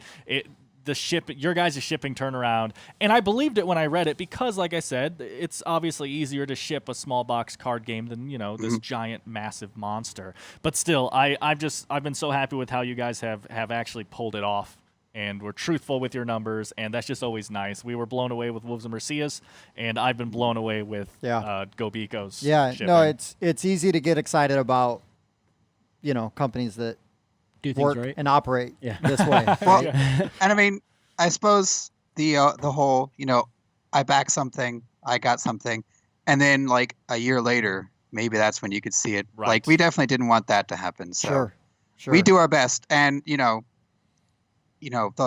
a lot of shipping problems right now, but we do everything we can to get it, and I'm really glad. Thank you for saying that, because it makes everyone else will feel glad. Eric and Dave will love to hear that. Yeah. Phil, that's awesome. You guys deserve a lot of credit, though, because clearly you're doing a lot of things right. Yep. And I'm really glad that Runes of Zun is doing well enough to warrant more attention and everything. Yeah. So, fantastic. Well, we'll keep putting stuff out. And Nersha, again. Can't wait for Nersha. I'll get you something for that real soon. Yeah. Because that one... it'll be the first game after Runes of Zun, so we'll see the reception on that too. But sure. Runes of Zun also is definitely going to keep going, just at the rate it's already been going. So. Yeah, that's awesome. That is exciting. Sweet. That's exciting. All right, well, I don't have anything else. I'm spent. Yeah, yeah. You actually participated, so you're gonna need a nap after this. I know. All right, well, I guess we're gonna call it there. So, thank you, Alex, for coming on. I really appreciate it. Yep. And look forward to having you back to talk about more stuff. You want to be a guest on the show and hang out with us. Right. And I'd love to. Do all the fun things. Yep. If That you ever would need be- us to teach you how to play Dead by Daylight, it's totally okay. Yeah. Hey. You don't have to. They've been trying to get me for so long. Listen, because it's not called Final Fantasy, I understand you don't want to Yes. play it. Thank you. Or Elder Scrolls. Right. Which clearly ripped off. Yeah, hold Runes on. of We Zun. don't mention them before, during the lawsuit. Yeah, it's Yeah, all the lawsuits. But thank you, Alex. I really appreciate it, man. It's been great having you on. No, thank you very much for having me. And maybe I'll see you guys sometime soon. Oh, yeah, definitely. All right, guys, that was the interview with Alex. It was really awesome. It was. I'm excited to have him on in the future, not only to talk about future projects, but as like just sort of a guest host one day. I think it's going to be a good time. That would be fun. So I would just love if we had an opportunity to like interview this guy. Yeah. Man, that would be pretty cool. I don't think that's gonna happen. No? I'll reach out, I guess. I don't. No? Yeah. I don't know What about would that be like? What would that be like? An interview. Hey guys, with us today we have Brandt from Aesc Games, and he is here to talk to us about his new Kickstarter, Oros. What's that mean? It means mountain, and I know that from professional research. Yes. Ah, okay. Plural or singular? Huh? Plural or singular? I don't have Just to one answer mou- that. Okay, Is fair enough. Oros one mountain, or is that multiple mountains? I don't know. All right, so Brandt, right now you have this Kickstarter going really strong. Yeah. Were you surprised at how fast it seems like Oros? I don't know. To us, it seemed like it funded really fast. Well, there weren't a lot of people who knew all about the project. The people who did know about the project were very passionate about it. So Sure. I did know I had a good, strong base of people who had been playtesting, or people who'd seen it, or just like had come in through either Instagram or through Facebook, or Right. through ads and things like that I knew that were like excited about it. So I wasn't surprised when it funded really quickly. But the biggest hurdle, of course, has been getting that further and further out, because Right. there's millions of gamers in the world, and not all of them know about the game. Right. And It's only so much, right? If only your bubble, your your group, Yeah. gets Exactly. it and gets into it. But it seems like it's doing really well. It is. I wanted to say also, Bob, just so you know, not the next one, but the second next unlock is dual layer player boards. Oh my so gosh! I mean, let me pledge. I just want to let you know, I know you're really into that. I do love dual everybody's layer talking boards. about this. So Everybody's been asking for them, and I'm going to do something that we never do. I'm actually going to snap to a video that's not ours. Wow. Because I want all of you guys to check out his how to play video. Brandt's how to play video for this game is kind of what spawned this interview, because I was so impressed with this interview. It's one of the best, or not interview, with this how to play. It's one of the best how to plays I've ever seen. Probably the best how to play on Kickstarter I've ever seen. And I'm not going to lie, down the road when we start doing how to plays, I might take some pointers, because it was so well done. So check that out. But why would they want to check that out? Brandt, maybe describe what Oros is. What are people doing in this game? Well, so Oros, and I think what the big draw with the game is that it uses mechanics that you haven't seen before, that you haven't interacted with before. And so, especially people who are passionate with games, they say they're like, I've never seen that before. Right. Like, I just need to interact with this game. And so some things that make it really interesting is that the entire game is kinetic. Mm-hmm. You have a shared environment in the middle, and that shared environment is constantly shifting and moving, and the players are able to collide land together, which, the tile shifting and the tile movement is a unique mechanic. And those things are building up to form mountains where your little followers are trying to climb around on this constantly shifting continent, trying to get to mountains where they can build, they can gain wisdom, they can gain knowledge. So the whole point of the game is just to seek out and find greater light and knowledge. Right on. And so that part of it is, I think, really engaging, especially when you see it in the video and you see things like moving around. You really get like, oh, okay, that's a different thing than I've ever experienced before. And so I think that's really interesting. And then there's also this worker placement tech tree side of the game too, that also I think it's understated. When you first see it, you don't really realize that it's there. But when you start playing, you really realize that that's actually as big a part of the game as the interactive part. Well, and I've only seen really something like that in a few different things. Like, that is something I've seen in maybe like 2 games. And I'm always like, why doesn't every game, that works in this kind of way? And you add that with the shifting board, which just gives you different, like, the replayability now is through the roof. Right. I love you have the natural asymmetry, because it is. We love asymmetric players, but you get to just cultivate your own version of the asymmetry. Right. What do you want to be good at? Yeah. I'll say, like, one of my favorite things in Scythe is like how that action selection is done, but then his takes it and you can actually like level up those abilities and change them and make them better or stronger and go in different ways, and that just takes that like to the next level for me. I really enjoy that mechanic. I love pulling off the this map feels like a globe. Right? It's a flat the way that it rolls it rolls the around. flat board feels like a globe, not only with the spinning outer layer, which is probably the coolest part, but then the fact that all the pieces, as they move off one side, come up the other side, and it truly feels like you're playing on a round board in as practical a way as you can. Right. It really does. It really does. And it's one of those things that it takes time for players to wrap their heads around, because they're not used to thinking, because you have to think in a different way. You have to really think creatively about even though it's on both sides of the board, those are actually touching. I can walk there. Right. I can grab those together, and so it definitely there's a lot of spatial puzzling and spatial reasoning that's going into the game. I'm looking forward to losing my first couple games terribly because I just miss an obvious move where it's like, oh, if you would just push that 2 off the right side, it could have hit something on the left side that was a 2, and then you make a 4, and then I'm gonna miss so much of that. What's gonna happen to me is I'm gonna make a move that I thought was really good for me, but was 3 times better for Bob. Right. And then he will. And I approve that. But have you caught any flack from like the flat earthers? Like, that's not how land works. You push a land off the edge, it goes into space. It's like, I loved the mechanic too in this game, where all the land tiles have different numbers, right? And I didn't even notice at first until you explained it in how to play that that's also linked to the artwork that a 2 has 2 land sides on the tile, so 2 water sides. I didn't even notice that at first, so that's nice. Not only is it thematic, but it'll make teaching slightly easier, right? Yep. But I just love the mechanic of making the lands crash into each other using, like tectonic plate ideas and stuff. And then so a 2 and a 2 makes a 4, and so and then if you combine 2 4s, you get a big mountain, and then mountains can cause a volcano, and like all this stuff is just.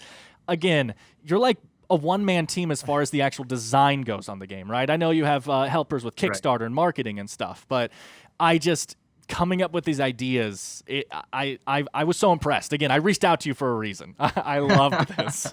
Oh, thank you. Yeah, I know. I know so far it's literally just compliment interview, but I just want to get it out. I just want to get it out of the way because I was so impressed. Dan has been building up like a volcano all week. So yeah. And soon I'm going to explode, but only in straight lines orthogonally. That's right. Until you unlock the ability to do so. Right. Correct, yeah. I'm not there yet. It's Dan. He's not going to progress that No. He'll be out. What impressed me was the because a lot of games will do like multiple ways to score points. Multiple, not paths to victory, right? But like bringing up the ziggurat. Like I always like the scoring where you can't tie with somebody. You've got to pass them, and then when you've got the spaces that trigger. The eruptions or whatever for the red spaces that can only pop once, right? And as you go, but then when you tie that into the other ones, how hard was that to balance? Like for me, it's like I could just come up with one thing and hopefully it works. It would be balanced, but to have 3 separate ones and they all work together and it seems like they all work in tandem with and seem pretty balanced. And it's like, how the heck do you come up with not 1, not 2, but 3, different ways to. Are you going to say 3 years of score research? Knowledge. Is that what you're going to say? And it's very true. It comes from a lot of testing, a lot of play testing and a lot of changes and tweaks. The game originally started as just like a simple little tile moving thing, right? I was enamored with the concept of the map, but then rose the question like, well, how do I have this power, and how what's really happening, and what are all the things that I can do with it? And that evolved into just more of like a deck building type of game.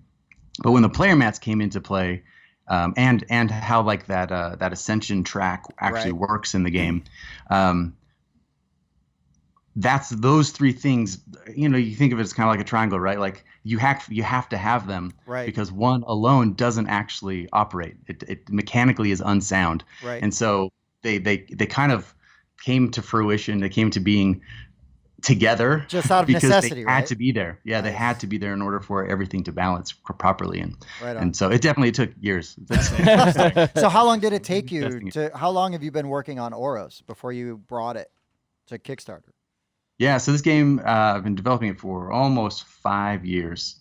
Wow. And so, but really it's the last 2 years that have really been a push, like a real strong development. I had submitted to the Board Game Design Workshop, which is run by Chris Anderson, back in 2019. And that's really where it got its real... Okay, got some legs. I didn't realize what was going to happen when you submit it into like a workshop like that, but then it quickly got accepted in as the next, to the next round. And then it was like, now you have to have a full rule book, and now you have to have a full like game, and it all has to work. And now we're going to play it, and it really forced. Well, there's something about having deadlines, right? Yeah. We're like, this is like a fun thing I do on the side. Where no, I've got to have this done by. Oh yeah, it accelerated everything. I wouldn't be near as where I am today if I hadn't been submitting to that one, and then the Ion Award. I just kept submitting to different awards, and that kept setting new deadlines. Where it's like, oh yeah, these few things are broken.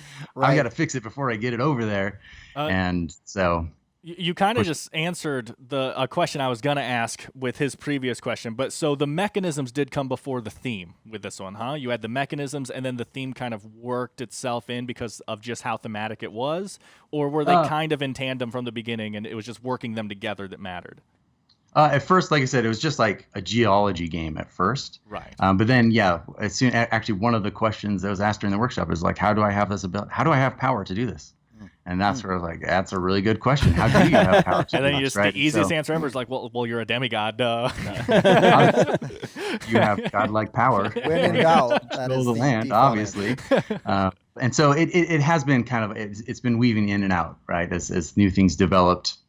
thematically it also developed. And so, and it really, I think of it more as like a maturing, right? Sure, It started as like an infant, and it kind of just like grew and matured to the point that it is today. Well, it's nice when it evolves organically, and because then it's not just like a pasted on theme. Because your game, right? Oros is not a game where you could just slap on any theme, Right. and it's going to work, right? It's very specific, and It is. that's good though, because that means the theme is actually important to what you're doing.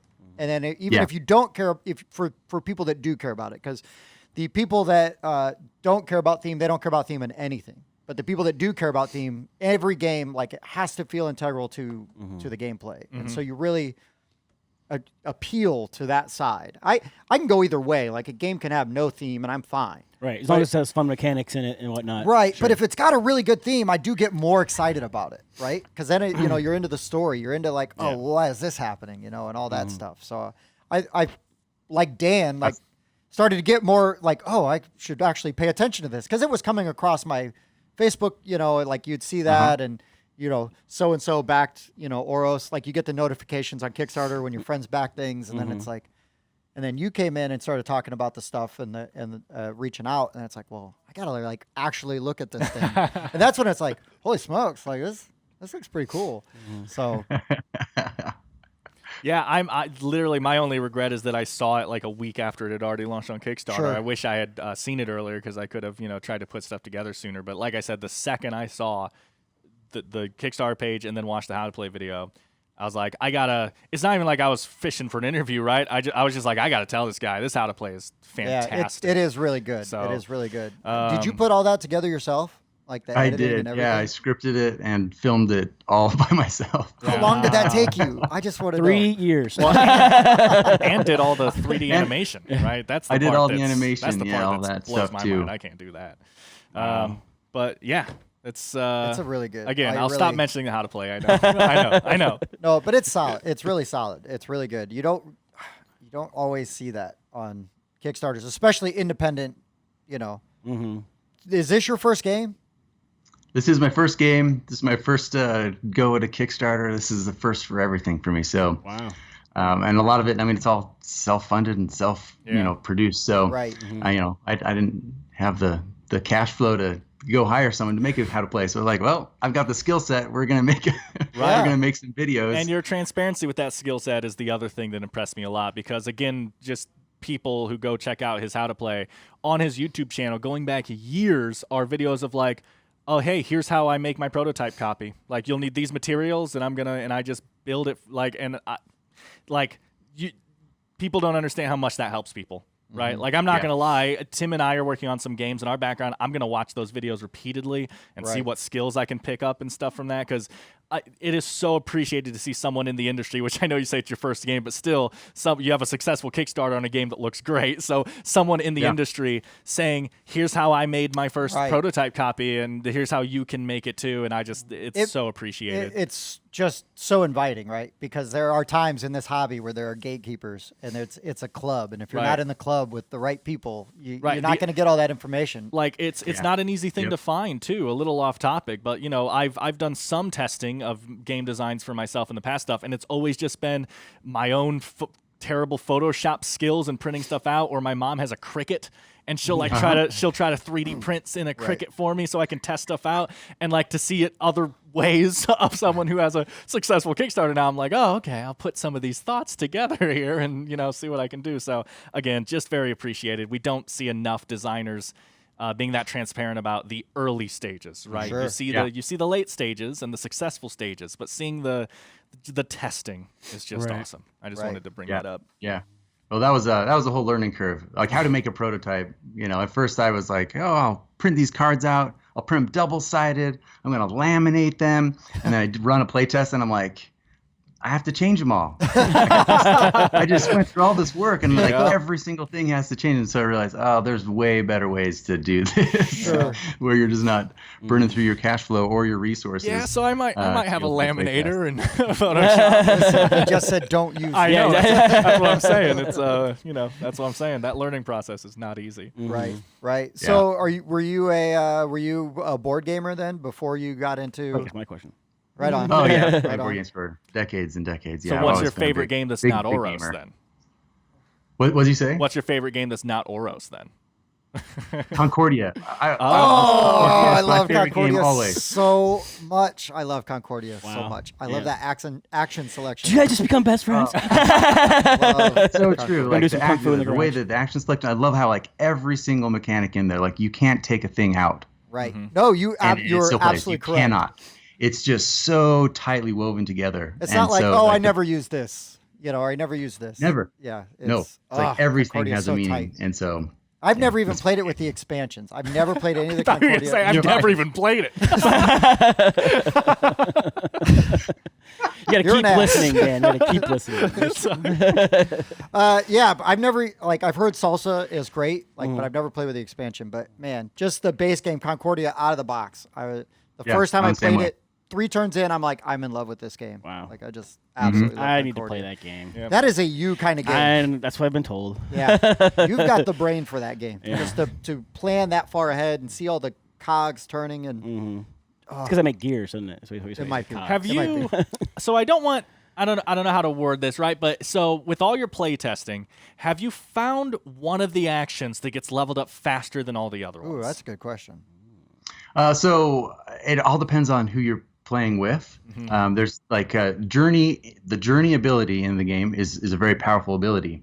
And so often like people will do that first, and some people will go up to the top. The thing with it though is there's no points associated with it. Right. And so you can invest in it and you can have like that strength, but you also have to make sure that strength is going to equate to other points. You're going to have to gain 7 other points somewhere else in the game. And so it does really all of those action spaces, they're not perfectly even, and some people point that out. They're like, this one's a little weaker than that one. Well, it's weaker at first, but when you get to the up or the top, it's much more powerful. Right. And so it's Sneaky really more of a engine balance builder. of when you invest in what, because you might want certain things early on, but it's going to slow you down later, because that one's not as valuable later in the game, but it is valuable in the beginning of the game and vice versa. So I like that you built in kind of a mitigating factor there too with the runaway track, to where I can't remember what it's called right now. I'm sorry. Is it called the Horizons? Is that what it's called? yeah, the horizons that go across. Yeah. So you have those horizon unlocks that says you will only get this extra guy here once all of your pieces move up to a certain height. So that way it's not like, oh, well, I don't care about upgrading that one at all. I'm going to have all the movement in the world. And it's like, well, then you're never going to unlock this other thing. You got to get those other ones up there. So that's kind of a nice little balancing, mitigating thing to get people to focus on all of them too. And that's something that's odd about this game too. It's a worker placement game where you don't want workers. And so when you unlock that worker, you have to have planned in advance to make sure that there's a place for that guy to go. So he goes and studies, and then you're going to get points for studying. So you're essentially getting a point, right? He's going out. And you can use him. You can take advantage of that piece. But if you ever bring that piece back, it's going to clog up your action spaces, because the more followers you have on your board, the harder it is to play. So you're trying to like get them away from you. You're trying to get them out onto the board, or out studying, or out doing something. Because if they're in front of you, they're just in the way. They're just a hassle. It's a very interesting balance to have guys on the board so that your actions are free, but also not. You don't just want one guy on your board, right? Oh, I guess one guy on your board wouldn't be a bad thing.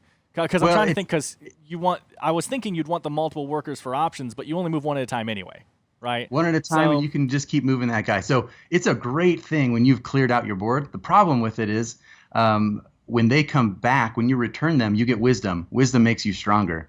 And so at some point, you're like, I just need better powers, or I need points. I need to win, right? And so you're going to have to start bringing them back, and then they start clogging up your stuff again. And so, again, it's almost like every decision in the game has a positive, and that positive has some sort of negative correlation, right? Like you're going to get something, but it's also going to take something from you when you get it. And so it's always about the timing of like, when do you do it, and when you do it, making sure that you don't mess yourself up by like clogging up the wrong spots, so you can make your right action, your next action, that you can actually do it.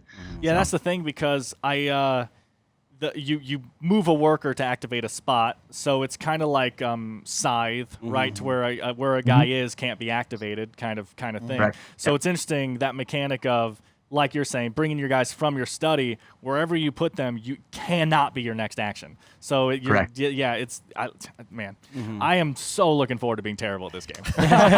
So are we. Yeah, we are really looking forward to beating you at this game. I love it. So what's the learning curve on this? Because we play a lot of games with like family members that aren't as hardcore gamers. Now we will all sit down and play like the heaviest game you can find and be happy to do it. I mean, I can't get them to play Dune with me, but it's fine. We just got to get 6 people in 8 hours. That's the problem. I mean, get on my level. But it's go for it. Honestly, it doesn't even depend on if you're. I think experienced gamers definitely pick up things a lot faster because there are certain mechanics, right, that are just natural, right? Because you're like, well, I'm used to like a worker placement concept. Sure. I'm used to like how that's going to work. You don't have to explain it to me. So there's that type of learning curve. But really, it's more about the spatial puzzling. So usually, it's people who can see spatial puzzles pick up the game like really right away. They say, oh, I'm shifting, I'm moving, I'm doing. Okay, this all makes complete sense, and they can just jump right in, and they don't have really much of a problem. It's really, and I've seen like really experienced gamers just like just locked down because like the puzzle of the whole thing is like it's very deep, right? So there's deep strategy. You can definitely play really lightly and you actually get by pretty well in the game. Sure, you know, you're not going to just like fail in the game even if you're just like, I don't know what I'm doing, I'm going to do this, I don't know, because there's a lot of the game is symbiotic. Yes. So you're relying on each other. And so even if you're kind of like messing around at first and not really focused on, you can't figure out what you're doing, once other people start doing it, and you're like, oh, I can just go over there and I can start, you know, I can get back in the game. And so you never really get left behind, and you never, you know, you can always compete even if you might not, you know, fully win because you're not investing properly. But do you see a lot of hate shifting? Like, I know that this move will not benefit me, but he's going to be set up for a really good turn. Yeah, and I pointed at Bob specifically because that's who I would do it to, because you'd be playing so terribly. Well, because you can push other people's followers around and make it to where they can't move to the spot they want to move. Or like stuff. So push somebody's like 2 away from their other 2 so they can't push them together to make a 4 kind of a thing. You can absolutely do that. But you think of it, so you have 3 actions on your turn.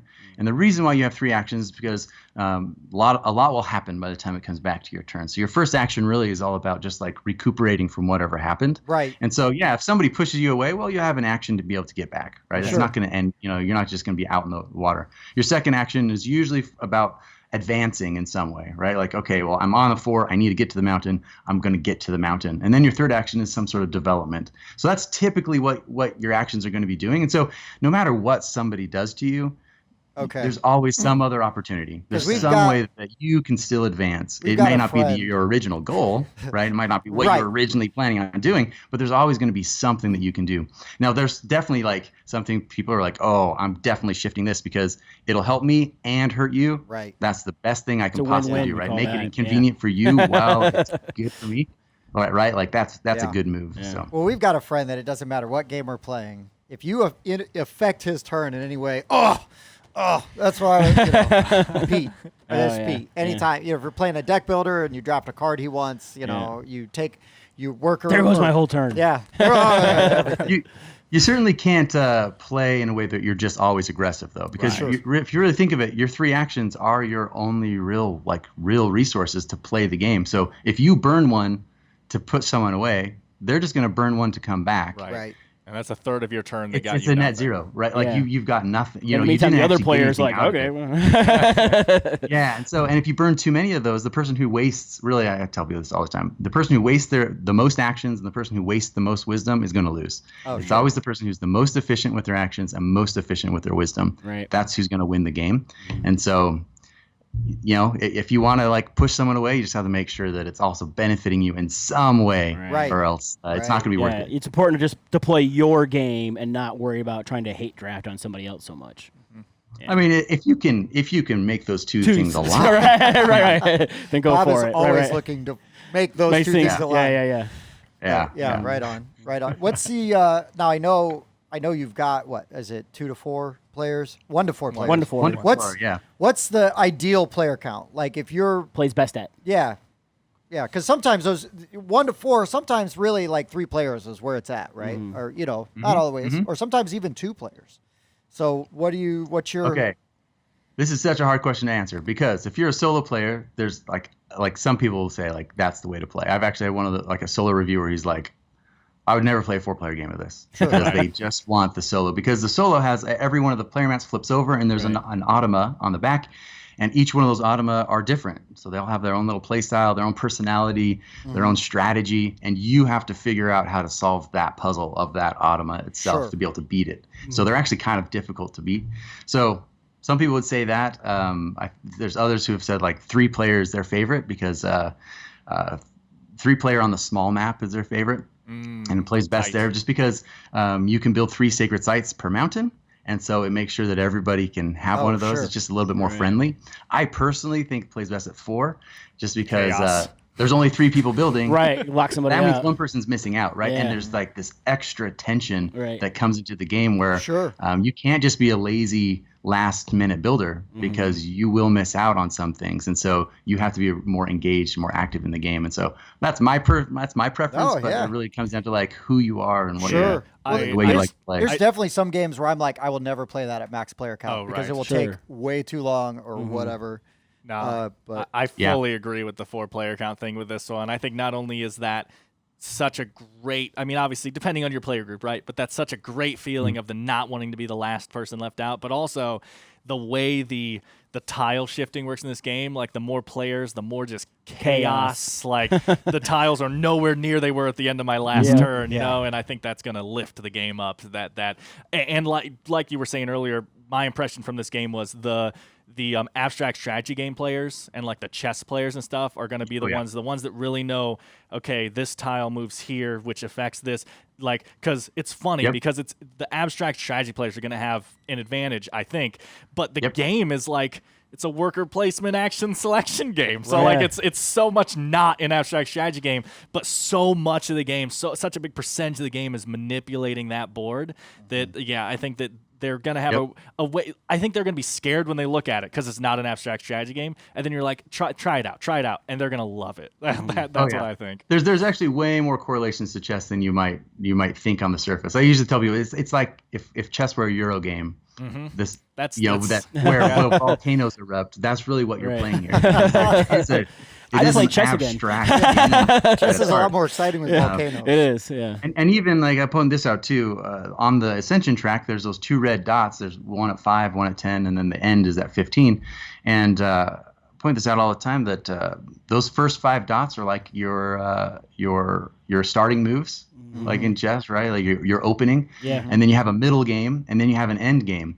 And when somebody hits one of those red dots, you know that you're now transitioning from making opening moves, which is where like you're just trying to get onto a mountain, try to like get your civilization started. You enter into a middle game where it's all about like just getting onto other places, building as much as you can, and then the end game is all about like making sure that you're getting points for all of the work you've been doing. And so it kind of gives you these clear indications of like, okay, now I need to transition what I'm doing to my next thing. I got to stop investing in powers because I'm not going to get anything from those powers at the end of the game. I need to figure out how what I've done is going to equate to some sort of value before this game ends. That's an interesting. And the game speeds up as it goes on too. So then when you get to that number 10 spot, like you can expect you only have maybe 2-3 turns at max. Wild.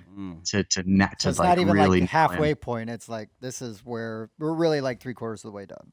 I'm really happy that my accidental chess Euro analogy was way more accurate than I thought. I did that on purpose. Yeah.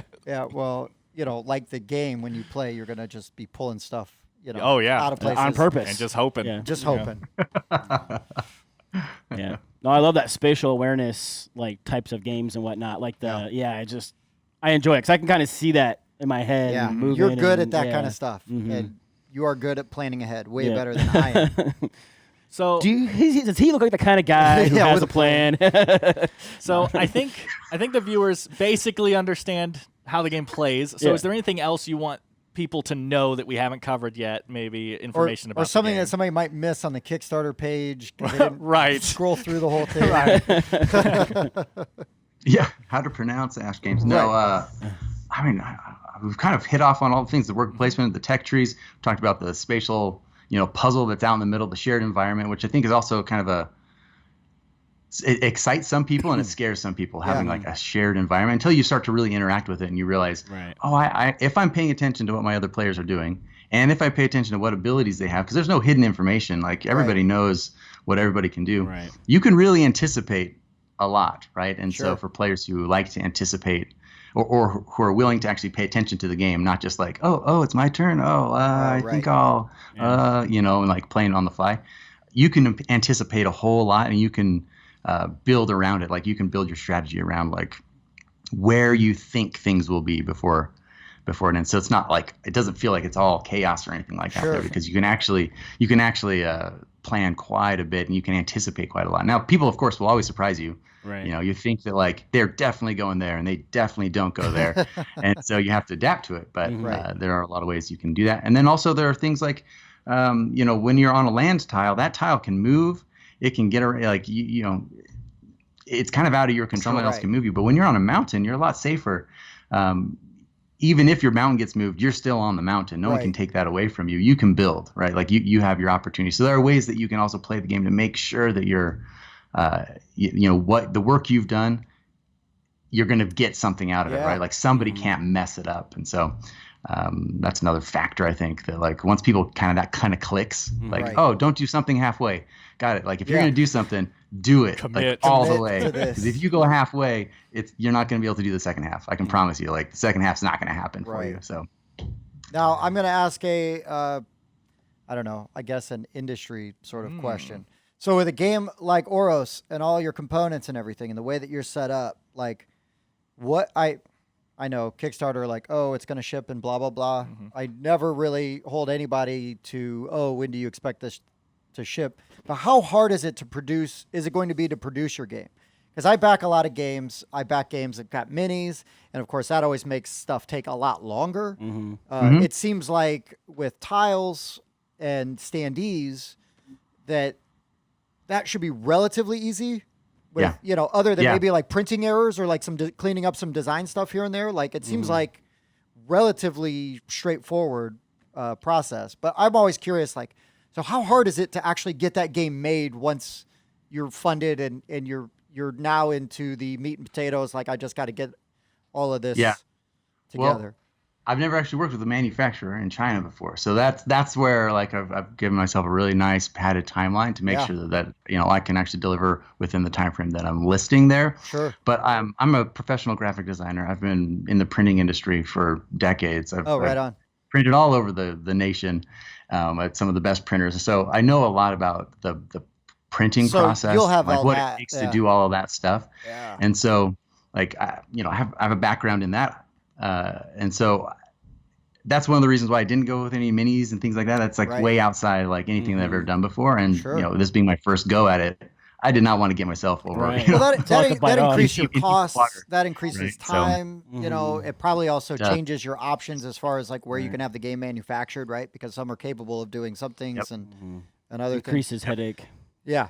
I'm a nerd about some of that stuff sometimes, so I'm always like, I'm like just kind of curious how difficult things like that are, especially because like if Dan and I are talking about trying to work on stuff and it's like, well, sometimes things are just cost prohibitive. It'd be really easy, like, oh yeah, we're going to have this 3D board and we're going to have, miniatures and double layer player boards and excuse me. But, and it's like, well, sure, it's great to offer all of that, but to actually come up with that where you could produce something and keep the cost down and have still a really great looking game. So it just well, and a lot of it too is all volume based, and so and so it's really hard being an indie developer launching a game because there's these expectations of the Simons and the these people who are launching these games that they already have 20 to 40,000 units scheduled, right?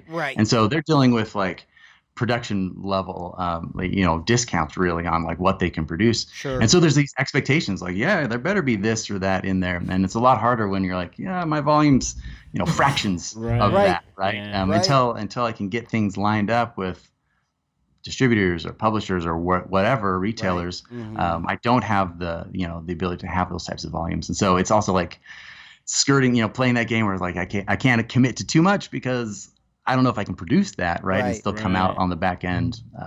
Because you can, I don't think people understand is you can have a successful Kickstarter, right? You're like at 151,000, right? Out of 20 $130,000 starting. Yeah. Yep. And it's like that doesn't mean now you are making $130,000 off of this game. Right? Can I borrow some money? But I don't think that always translates to people. People don't realize that. like actually there's other costs, especially with stretch goals and stuff. Right, and most of the time you are like, well, I'm breaking even, hopefully breaking even after shipping.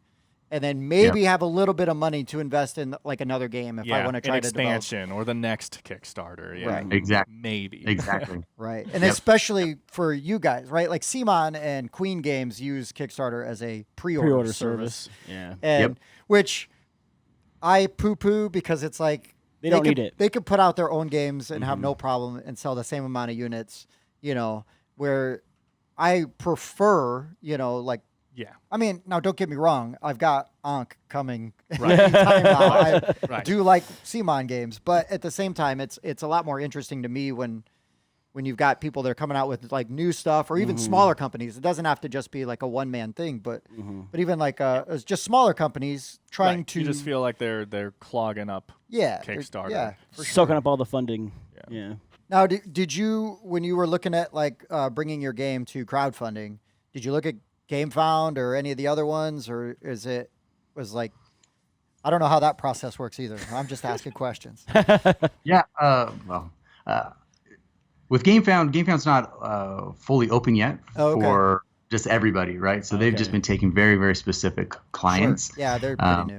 They're definitely working to that point where they'll be able to offer it, but that wasn't.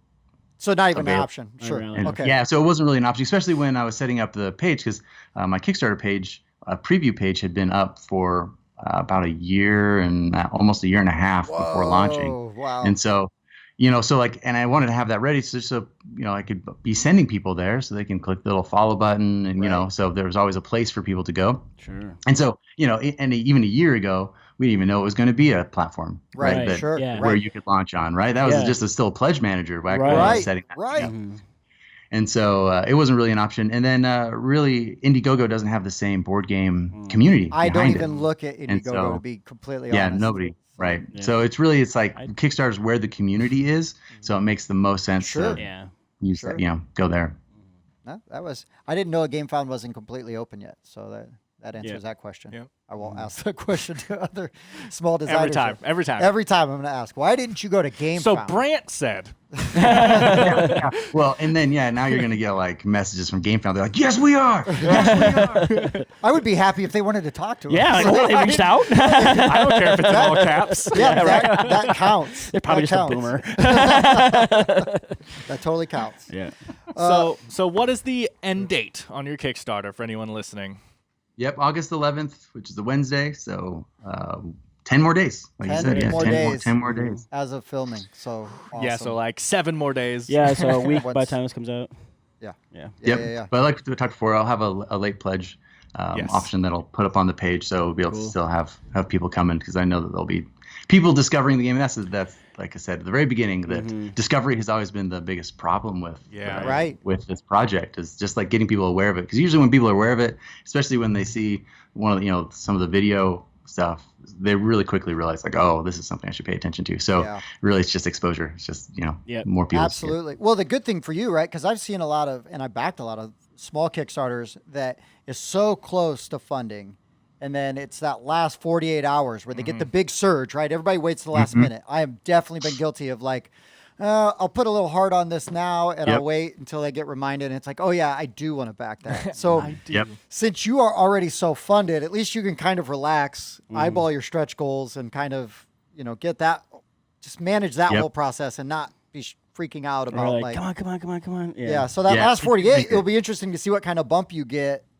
Now, especially because the other thing is safe. If you're already, it was what Dan would call safe, right? You're already a completely and well-funded like campaign, because that also is another thing where people are like, well, I'm not even going to bother because it's not funded. And it's like, well, that's how it works. You that's how it gotta works. back it to get it funded. You dummy. You're not out of the money if it doesn't fund. Yeah, I think some people just don't realize that yet still. Yeah, well. Yeah. You see the GoFundMe stuff and the money's gone. Right. But yeah, Kickstarter, people they love wait. backing a winner though, right? Like you feel good when you're like, oh yeah, you get behind people who are winning, right? And so sometimes there's that feeling of like, oh, they're not doing well, I just won't support them. and it's just a I natural am a thing. Chicago. I'm a Chicago sports fan, so like Cubs and Bears. I'm always backing underdogs and lovable losers. So I get it. You know, I'm on the my other losers side. aren't even lovable. No one likes the Dolphins. You're a Dolphins fan. Yeah. You don't win either. I know. But right on. Well, Dan, you got any other questions? Well, just because people will care, I know they'll check out the Kickstarter anyway. Link in the description. But go ahead and say the price, right? The people are gonna, because we said the date, so we just need the price now, and I think that's it. Sure. Right. Yeah, so there's 2 editions available. There's the standard edition, and then there's a collector's edition. Standard edition is at a $50 price point, and then the standard edition takes that. Sorry, the collector's edition takes that a standard edition. It adds a lot of UV type of things to make the whole game a lot fancier and prettier, and then converts a lot of the sacred sites and the standees to wood. And it also comes with an additional set of tiles. There's been all these little reveals that I've been doing throughout the campaign that just for fun, really. It's just because I like fun things. But all of the tiles have unique artwork. This is what was just revealed on Friday. All the tiles have unique artwork, and they come together as a giant landscape. It's like a giant jigsaw puzzle. So the collector edition comes with even more, so that puzzle's even bigger. Anyway, little fun things like that. There's little Easter eggs and little things that are all throughout the game. Nice. Just make it fun. Anyway, collector's edition, $75 price point. Oh my goodness! You asked me a question and I didn't. It's all good. I made it there.